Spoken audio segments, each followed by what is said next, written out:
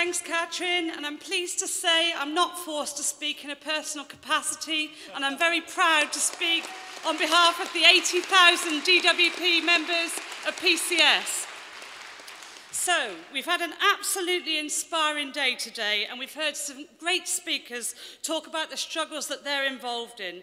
But let's not leave it there. Let's go back to our workplaces and our communities and build on this, because it's important to see austerity for what it is. Austerity means attacking the poor, it means attacking the sick, it means attacking the vulnerable, and it means attacking those who have the audacity to rely on the welfare state. And it means attacking not just the public sector, but the working class and ordinary working people too.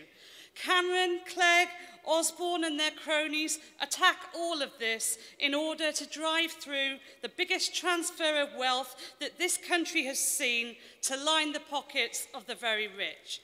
But they have created a new tier in society, the working poor, and with increased low pay, unsustainable jobs and zero-hour contracts, more and more people will become benefit claimants. With the introduction of universal credit, their flagship benefit, more of us will be pushed into poverty and more of us will find ourselves on the breadline. 40% of our members who will process universal credit will also be in receipt of it. Some of them will be forced to sanction their colleagues. In the 6th richest country in the world, we now have food banks and soup kitchens. That's austerity for you, and that's why we have to fight back. And we can't wait until 2015 and hope that it will somehow be better. We have to do that now. £30 billion slashed from the welfare bill so far. Incidentally, exactly the same amount that has been given to the super rich in tax breaks. And of course, when Gideon Osborne delivered his comprehensive spending review this week to cheers from the Tory backbenches, of course it was an attack on our hard-working members, but it was also a further assault on the poorest in society. The Joseph Rowntree Foundation found that living costs have risen by 25% in the last 5 years. They say that rising childcare and energy costs, coupled with stagnating wages and benefit cuts, is further widening the poverty gap. This comes on the back of another report that says an additional 500,000 children will be pushed into poverty by 2015. This is Tory Britain. Making those facing redundancy wait 7 days before being entitled to claim any benefit just pushes more and more people towards payday loan companies and further debt, as a further kick in the teeth to you when you're your most vulnerable. November the 30th, 2011 gave us all a glimpse of what is possible. But then some leaders lost their bottle and shockingly left their members to face defeat and demoralisation.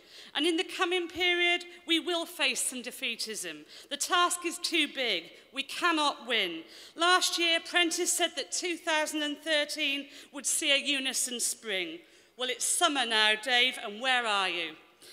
And the Labour Party cozying up to the condemns inspires nobody either. Miliband says he wants to be a critical friend to this government on welfare, admitting that they would make the same level of cuts.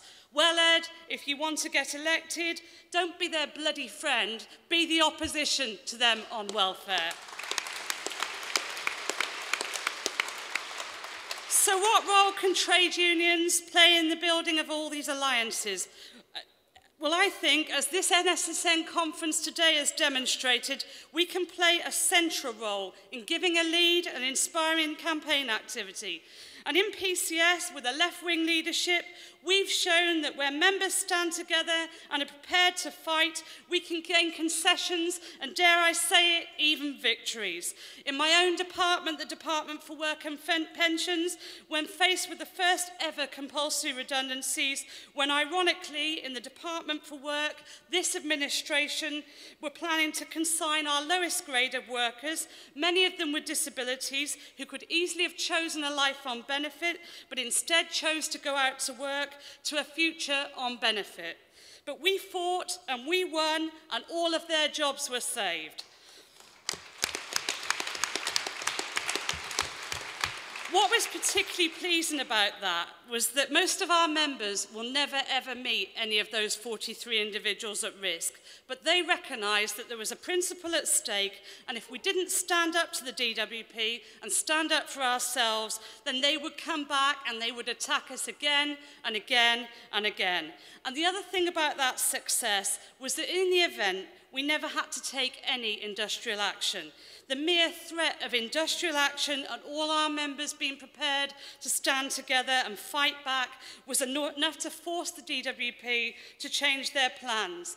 Every single week in the last 3 months, PCS members have been involved in action. Our members recognise that we are now in this for a war of attrition and that we're in it for the long haul. We recognise that we need to build the biggest coalition possible of those prepared to fight the cuts, with disabled groups, with claimant organisations, in communities, with those fighting the bedroom tax, and with any other trade union that's prepared to join with us. We'll also be prepared to stand up for those that are too weak to do so. Every union in this country today has some sort of trade dispute. We cannot be left to fight alone. So it's a nonsense that organising action together is somehow too difficult. Our policy is very clear.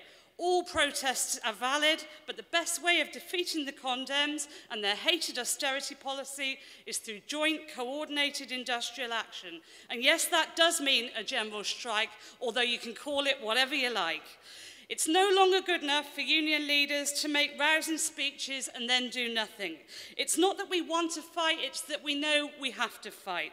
So let's give that lead. Let's go back into our workplaces, our towns and our communities and build the biggest coordinated campaign possible to defeat the Condems and to defeat austerity. Solidarity, comrades, and thank you very much for listening.